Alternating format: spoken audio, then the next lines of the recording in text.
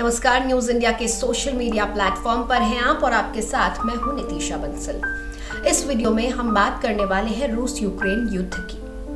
दरअसल बीते 40 दिनों में इतनी विभत्स तस्वीरें, इतनी खौफनाक तस्वीरें, इतनी दर्द भरी तस्वीरें यूक्रेन से सामने आती रही हैं जो दिल को झकझोर दे रही हैं। और आज जब मैंने कुछ तस्वीरें देखी इंटरनेट पर तो मेरा दिल रोने लगा। एक बच्ची की तस्वीरें आज इंटरनेट पर बहुत वायरल हो रही हैं जिसमें उसकी माँ ने उस बच्ची की पीठ पर उसका नाम, उसका date of birth, phone number और पता लिख दिया है। आप सोच के देखिए उस खौफ को, जिस खौफ से इसके पेरेंट्स, इसके माता पिता गुजर रहे होंगे। उन्हें लगा कि कहीं हमें कुछ हो गया तो इस बच्ची की देखरेख कैसे होगी, और हमें कुछ हो गया तो इस बच्ची का ख्याल कौन रखेगा, कैसे पता चलेगा कि ये बच्ची कौन है, कहाँ की है। और इसी डर से उसके माँ बाप ने उसकी पीठ पर उसका नाम, उसकी उम्र और फोन नंबर लिख दिया और खुद इन फोटो को पोस्ट भी किया है।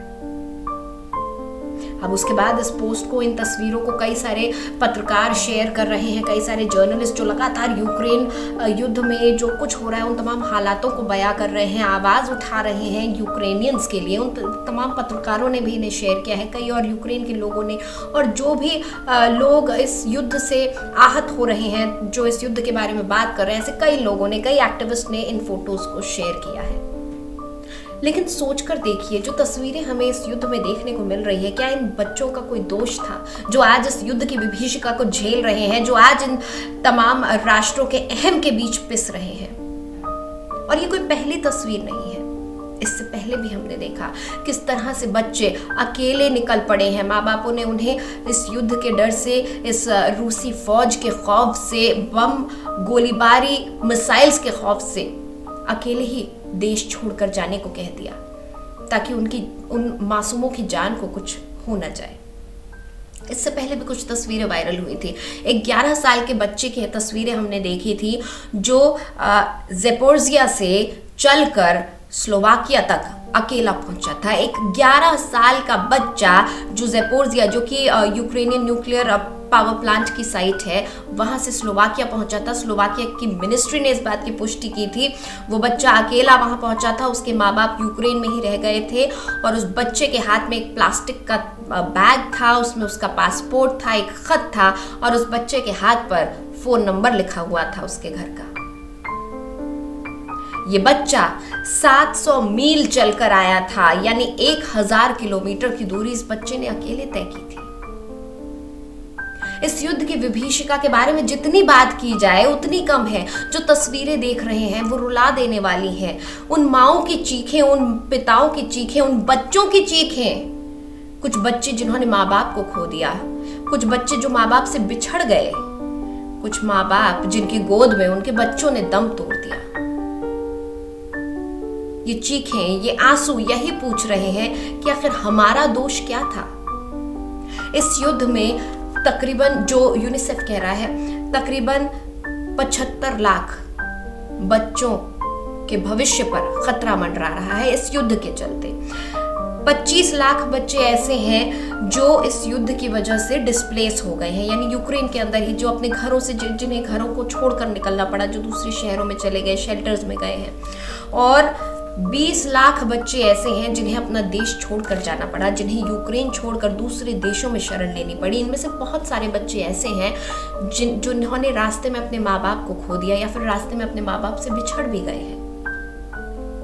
हालांकि अब युद्ध में रूस का रुख कुछ बदला हुआ नजर आ रहा है। रूस ने कीव से और कई इलाकों से, जिस तरह से 3 क्षेत्रों में ये लड़ाई बटी हुई थी, वहां से अपनी फौज को समेट लिया है। बेलारूस बुलाकर उसे रीऑर्गेनाइज किया है और अब वो ध्यान दे रहा है डॉनबास के इलाके पर, मारियोपोल शहर पर। उसने अपनी रणनीति बदल ली है। लेकिन जब रूसी सेना पीछे हटी, जो मंजर वो अपने पीछे छोड़ कर गई है इस युद्ध की, ये हकीकत है युद्ध की। जो हालात यूक्रेन में देखने को मिल रहे हैं, अमूमन ऐसे ही हालात हर एक युद्ध के बाद होते हैं।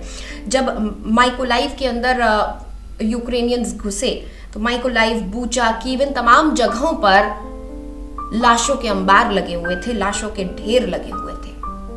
और ये सब कुछ सिर्फ और सिर्फ अहम की लड़ाई के चलते, जो मासूम है वो अपने माँ बाप से बिछड़ रहे हैं, अपना घर छोड़ना पड़ रहा है, जिस उम्र में उन्हें स्कूल जाना था, पढ़ाई करनी थी, अपनी मासूमियत को एंजॉय करना था, जिस उम्र में माता पिता अपने बच्चों को हंसते खिलखिलाते मुस्कुराते देखते, उस उम्र में ये बच्चे इस युद्ध के दंश को झेल रहे हैं।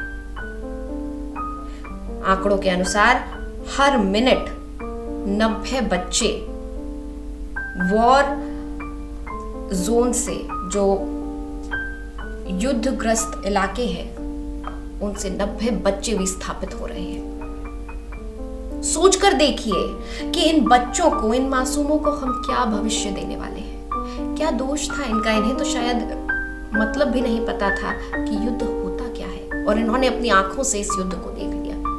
आपको शायद याद होंगी वो तस्वीरें जब एक 6 साल की बच्ची युद्ध में घायल हुई थी, उसके सर से खून बह रहा था। वो तस्वीरें भी हमने देखी।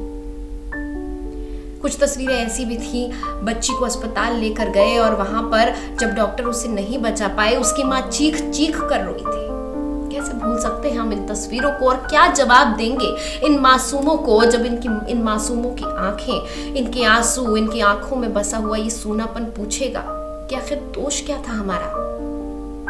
क्यों हमें ऐसा भविष्य दिया गया जिसमें माँ बाप नहीं है, जिसमें प्यार नहीं है, जिसमें अपना देश छोड़कर हम दूसरे देशों में शरणार्थी बनकर रहने को मजबूर हो गए। यूक्रेन में जो कुछ चल रहा है, शायद यूक्रेन को दोबारा बसने में 15 से 20 साल लग सकते हैं, या शायद उससे भी ज्यादा, क्योंकि जो इमारतें हैं पूरी तरह से ढह गई हैं। स्कूल्स, कॉलेज, यूनिवर्सिटीज, यहाँ तक कि अस्पतालों को निशाना बनाया गया है। इसके बाद यूक्रेन को बसाने के लिए, यहाँ के नागरिकों को वापस लौटकर इस देश में वापस बसने के लिए, इन शहरों को वापस गुलजार करने के लिए बहुत वक्त और बहुत हिम्मत की ज़रूरत पड़ेगी।